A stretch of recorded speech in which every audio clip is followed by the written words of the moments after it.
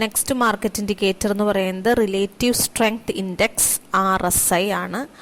So this indicator helps to signal over brought അല്ലെങ്കിൽ over bought അല്ലെങ്കിൽ over sold condition. കൂടുതൽ വാങ്ങലോ കൂടുതൽ വിൽക്കുക അങ്ങനെ ഒരു അവസ്ഥ ചിലപ്പോൾ ഉണ്ടാവാം. വല്ലാണ്ട് അപ്വേർഡ് ട്രെൻഡ് ആവുമ്പോൾ അല്ലെങ്കിൽ വല്ലാണ്ട് ഡൗൺവേർഡ് ട്രെൻഡ് ആവുമ്പോൾ ഓവർ ബൈയിങ് ഓവർ സെല്ലിങ് ഉണ്ടാവാം. അപ്പം അങ്ങനെ ഒരു ഓവർ ബോട്ട് അല്ലെങ്കിൽ ഓവർ സോൾഡ് കണ്ടീഷൻ ഉണ്ടോ എന്ന് കാണിക്കുന്ന ഒരു ഇൻഡിക്കേറ്ററാണ് റിലേറ്റീവ് സ്ട്രെങ്ത് ഇൻഡെക്സ് അല്ലെങ്കിൽ RSI. നോർമലി ഇതിൻ്റെ ഒരു വാല്യൂ ബിറ്റ്വീൻ 0 to 100 ആണ്. അപ്പം 70 എന്നൊരു വാല്യൂ എബവ് 70 കിട്ടുകയാണെങ്കിൽ ഓവർ ബോട്ട് കണ്ടീഷനും ബിലോ 30 ആണെങ്കിൽ ഓവർ സോൾഡ് കണ്ടീഷനും ബിറ്റ്വീൻ ഈ 30 to 70 ആണെങ്കിൽ പ്രോബ്ലം ഇല്ല എന്നുള്ളതാണ് ഇതിൻ്റെ ഒരു ഇൻ്റർപ്രിട്ടേഷൻ. ഇനി RSIയുടെ ഫോർമുല നോക്കാം. RSI is equal to 100 minus 100 divided by 1 plus RS എന്നാണ്. അതിൽ RS എന്ന് പറയുന്നത് average gain per day divided by average loss per day ആണ്. എത്ര ഡേയ്സ് എന്നുള്ളത് നോർമലി 9 to 15 ആണ്. 9 days അല്ലെങ്കിൽ 15 ഒക്കെയാണ് നമ്മൾ യൂസ് ചെയ്യാറ്. അപ്പോൾ മെത്തേഡ് ഓഫ് കാൽക്കുലേഷൻ ഇനി നമ്മൾ എക്സ്പ്ലെയിൻ ചെയ്യാം, അപ്പോൾ കുറച്ചും കൂടി മനസ്സിലാവും. നമുക്ക് അതിൻ്റെ ഒരു കാൽക്കുലേഷൻ്റെ ഒരു എക്സാമ്പിൾ നോക്കാം. അതായത് ഇപ്പോൾ ഒരു ഡേയ്സ് തന്നിരിക്കുകയാണ്, ഒരു 15 day. അതിൻ്റെ ക്ലോസിംഗ് പ്രൈസും തന്നിരിക്കുകയാണെന്ന് വിചാരിക്കും. സോ ഫസ്റ്റ് ഡേ നമുക്ക് ആസ് സച്ച് നമുക്കറിയാം, നമുക്ക് ആ ഫോർമുലയിൽ അപ്ലൈ ചെയ്യണം. RSI എന്ന് പറഞ്ഞാൽ 100 minus 100 by 1 plus RS ആണ്. സോ ഫസ്റ്റ് നമുക്ക് RS കണ്ടുപിടിക്കണം. RS എന്ന് പറഞ്ഞാൽ average gain per day divided by average loss per day ആണ്. സോ ഇവിടെ normally average gain per day average loss per day കാണണം. അപ്പോൾ 15 days ആണ്. സോ അങ്ങനെ നമുക്ക് പറയുമ്പോൾ RS എന്ന് പറയുമ്പോൾ അതാദ്യം കണ്ടുപിടിക്കണം. അപ്പോൾ അതിനായിട്ട് നമ്മൾ ഗെയിൻ ലോസ് ആദ്യം ഡിസൈഡ് ചെയ്യുക. അപ്പോൾ നമ്മൾ 15 days എഴുതി അവിടുത്തെ closing price. First day gain ആണോ ലോസ് ആണോ എന്ന് നമുക്ക് പറയാൻ പറ്റില്ല, കാരണം 60 ക്ലോസിംഗ് പ്രൈസ് മാത്രമേ ഉള്ളൂ. തൊട്ട് മുമ്പുള്ള പ്രൈസ് കണ്ടാലേ നമുക്ക് അപ്പോൾ സ്റ്റാർട്ടിംഗ് ഡേയിൽ ഒരിക്കലും നമുക്ക് റിസൾട്ട് കിട്ടില്ല. സോ നമ്മളത് ഗെയിൻ ലോസ് ഒന്നുമില്ല, 0. സെക്കൻഡ് ഡേ നോക്കുമ്പോൾ നോക്കൂ 62. അപ്പം 60-ൽ നിന്ന് പ്രൈസ് 2 രൂപ കൂടി, ഇപ്പം 2 rupee ഗെയിൻ. തേർഡ് ഡേ അത് 63 ആയി.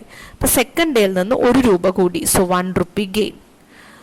ഫോർത്ത് ഡേ വീണ്ടും 1 രൂപ കൂടി, തേർഡ് ഡേ അപ്പോൾ വീണ്ടും 1 rupee. ഫിഫ്ത്ത് ഡേ 64.59 ആയി, 5 rupees കുറഞ്ഞു, സോ 5 അവിടെ ലോസ്. സെക്കൻഡ് ഡേ 59.57 ആയി, വീണ്ടും 2 rupees കുറഞ്ഞു, സോ 2 ലോസ്. സെവൻത്ത് ഡേ 57.65 ആയി, 8 rupees കൂടി, 8 rupee ഗെയിൻ. എയ്ത്ത് ഡേ 65.62 ആയി, 3 rupees കുറഞ്ഞു, 3 rupee ലോസ്. ഇനി ഇങ്ങനെ നമ്മൾ 15 വരെ ഗെയിൻ ആണോ ലോസ് ആയോ എന്ന് നമ്മൾ എന്ത് ചെയ്യുന്നു, നോട്ട് ചെയ്യുന്നു. അപ്പോൾ ഇവിടെ നമുക്കറിയാം 15 days ആണെങ്കിലും 14 day ആണ് ആവറേജ്, കാരണം ഫസ്റ്റ് ഡേ നമ്മൾ എന്ത് ചെയ്യില്ല, കൺസിഡർ ചെയ്യില്ല. സോ ഇവിടെ RS എന്ന് പറഞ്ഞാൽ 14 day gain divided by 14 day loss so. സോ 14 day ഗെയിൻ എങ്ങനെ, 14 day ലോസ് എങ്ങനെ എന്ന് നമ്മൾ ആദ്യം അത് നോക്കി, ഗെയിൻ ആണോ ലോസ് ആണോ എന്ന്. അപ്പം നമുക്ക് ചില ദിവസം ഗെയിനും ചില ദിവസം ലോസും മനസ്സിലായി. അതിൻ്റെ ടോട്ടൽ കണ്ടുപിടിച്ചു, ഡിവൈഡഡ് ബൈ 14 ചെയ്തപ്പോൾ ആവറേജ് കിട്ടി. സോ ഇത്രയും നമ്മൾ ആദ്യത്തെ സ്റ്റെപ്പിൽ ചെയ്യുക. അപ്പോൾ ഈ പ്രോബ്ലംസ് ഒന്നും എക്സാമിന് ചോദിക്കില്ല കേട്ടോ. ഇതൊക്കെ നിങ്ങൾക്ക് ഈ കോൺസെപ്റ്റ് ക്ലിയർ ആവാൻ എക്സാമ്പിൾ വർക്കൗട്ട് ചെയ്തത് ഞാൻ എക്സ്പ്ലെയിൻ ചെയ്യണമെന്നേ ഉള്ളൂ. പ്രോബ്ലം പേപ്പർ അല്ല IM. നിങ്ങൾക്ക് ഒരു പ്രോബ്ലവും ഇനി നമുക്ക് RS കിട്ടി. RS എന്ന് പറഞ്ഞാൽ ഇവിടെ 15 days ഡേറ്റയാണ്. So it means 14 day gain by 14 day loss ആണ് RS. സോ നമുക്കിവിടെ കിട്ടിയിട്ടുണ്ട് 14 day ഗെയിനിൻ്റെ ആവറേജ് 1.78ഉം ലോസിൻ്റെ 1.28ഉം. സോ അത് ഡിവൈഡ് ചെയ്യുമ്പോൾ 1.39 കിട്ടും. ഇനി 100 minus 100 by 1 plus RS എന്നുള്ള ഫോർമുലയിൽ അപ്ലൈ ചെയ്താൽ 58.15 എന്ന് കിട്ടും. സോ നമുക്കറിയാം വാല്യൂ 30 to 70യുടെ ഇടയിലാണെങ്കിൽ ഓവർ ബോയിങ് ഓവർ സെല്ലിങ് അവസ്ഥകളില്ല. 30 ബിലോ 30 ആണെങ്കിൽ ഓവർ സോൾഡും എബവ് 70 ആണെങ്കിൽ ഓവർ ബോട്ടും. അപ്പം ഈ ഒരു അവസ്ഥയിൽ ഓവർ ബൈയിങ്ങോ ഓവർ സെല്ലിങ്ങോ ഇല്ല എന്ന് നമുക്ക് കൺക്ലൂഡ് ചെയ്യാം. സോ അതാണ് റിലേറ്റീവ് സ്ട്രെങ്ത് ഇൻഡെക്സിൻ്റെ interpretation. Next market indicator money flow index ആണ്. സോ ഇത് MFI എന്ന് പറയും. So this is bit more complicated than RSI. ഫോർമുലയൊക്കെ സിമ്പിളാണ്, കാൽക്കുലേറ്റ് ചെയ്യാൻ RSIനെക്കാട്ടിലും കുറച്ചും കൂടി ബുദ്ധിമുട്ടാണ്. ബിക്കോസ് ഡിഫറൻസ് എന്താ വെച്ചാൽ RSIയിൽ നമ്മൾ പ്രൈസ് മാത്രമേ എടുക്കണുള്ളൂ. ലൈക്ക് കൂടുകയാണോ കുറയാണോ ക്ലോസിംഗ് പ്രൈസ് എന്ന് മാത്രമേ നമ്മൾ നോക്കണുള്ളൂ. But here you are taking into consideration the volume കൂടി നമ്മൾ എടുക്കുന്നുണ്ട്. സോ എങ്ങനെയാ നോക്കാം. ആവറേജ് മണി ഫ്ലോ എന്ന് പറഞ്ഞാൽ മണി ഫ്ലോ ഇൻഡെക്സ് കണ്ടുപിടിക്കാൻ ആദ്യം മണി ഫ്ലോ കണ്ടുപിടിക്കണം. So money flow is equal to average price into days volume. കണ്ടോ, ഇവിടെ ഡേയ്സ് വോളിയം കണ്ടുപിടിക്കുന്നുണ്ട്. അപ്പോൾ ആവറേജ് പ്രൈസ് എന്ന് പറഞ്ഞാൽ ഒരു ഡേയിൽ മാക്സിമം പ്രൈസ് പ്ലസ്, അതായത് day high plus day low plus closing price, ഇത് മൂന്നിൻ്റെയും ആവറേജ്. നമ്മൾ RSIയിൽ ക്ലോസിംഗ് പ്രൈസ് മാത്രമേ എടുക്കണുള്ളൂ. പക്ഷെ ഇവിടെ മണി ഫ്ലോ ഇൻഡെക്സിൽ മണി ഫ്ലോ കണ്ടുപിടിക്കാനുള്ള ഇതിലെ ആവറേജ് പ്രൈസ് എന്ന് പറഞ്ഞാൽ day high plus day low plus closing price.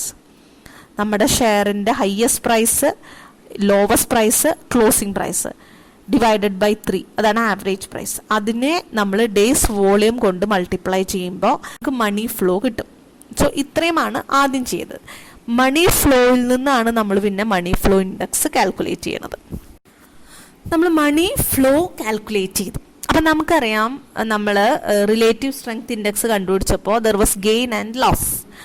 ഇന്ന് നമ്മൾ ഗെയിനിൻ്റെ ആവറേജ് കണ്ടു, ലോസിൻ്റെ ആവറേജ് കണ്ടു. Average gain per day divided by average loss per day ആണ് കണ്ടുപിടിച്ചിട്ട് RS കിട്ടി. RSൽ നിന്നാണ് നമ്മൾ RSI. അതേപോലെ തന്നെയാണ് ഇവിടെ നമുക്ക് ആദ്യം മണി ഫ്ലോ ഫുൾ കിട്ടി. ഇനി ആ മണി ഫ്ലോ പ്രൈസ് കൂടിയിരുന്ന സമയത്ത് ഈ ആവറേജ് പ്രൈസ് പോസിറ്റീവ് ആയിരുന്ന സമയത്ത് പോസിറ്റീവ് മണി ഫ്ലോയും ആവറേജ് പ്രൈസ് നെഗറ്റീവ് ആയിരുന്ന സമയത്ത് നെഗറ്റീവ് മണി ഫ്ലോയും ഉണ്ടായിട്ടുണ്ടാവും. സോ അത് സെപ്പറേറ്റ് ചെയ്യണം.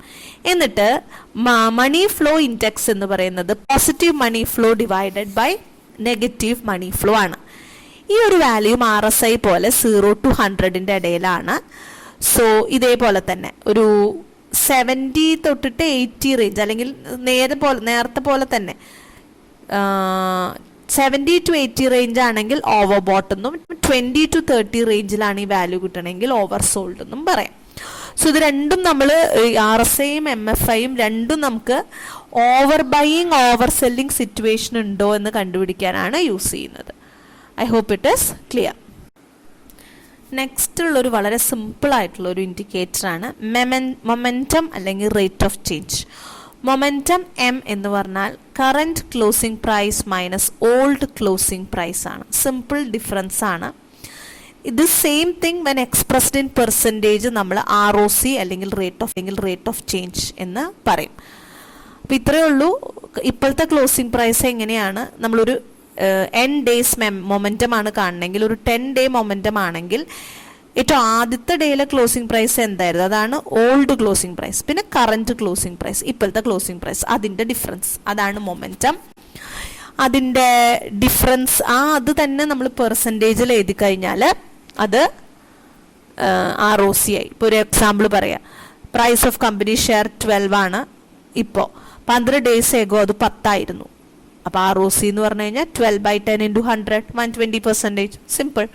അത്രയും സിമ്പിൾ ആയിട്ടുള്ളൊരു ഇൻഡിക്കേറ്ററാണ് മൊമെൻറ്റം അല്ലെങ്കിൽ റേറ്റ് ഓഫ് ചേഞ്ച്. നെക്സ്റ്റ് ഇൻഡിക്കേറ്ററാണ് TRIN അല്ലെങ്കിൽ ആംസ് ഇൻഡെക്സ് എന്ന് പറയും. മാർക്കറ്റിൻ്റെ ബ്രെഡ്ത്ത് ആൻഡ് സ്ട്രെങ്ത് രണ്ടും അറിയാനുള്ളൊരു ഇൻഡിക്കേറ്ററാണ്. സോ അതിൻ്റെ ഫോർമുല പറയുന്നത് advancing issues divided by declining issues the whole divided by advancing volume divided by declining volume. അതായത് അഡ്വാൻസിങ് ഇഷ്യൂസ് ടു ഡിക്ലൈനിങ് ഇഷ്യൂസിൻ്റെ ആ റേഷ്യോനെ അഡ്വാൻസിങ് വോളിയം ടു ഡിക്ലൈനിങ് വോളിയത്തിൻ്റെ റേഷ്യോ കൊണ്ട് ഡിവൈഡ് ചെയ്ത് കിട്ടുന്ന വാല്യൂ ആണ് നമ്മൾ ട്രിൻ എന്ന് പറയാം.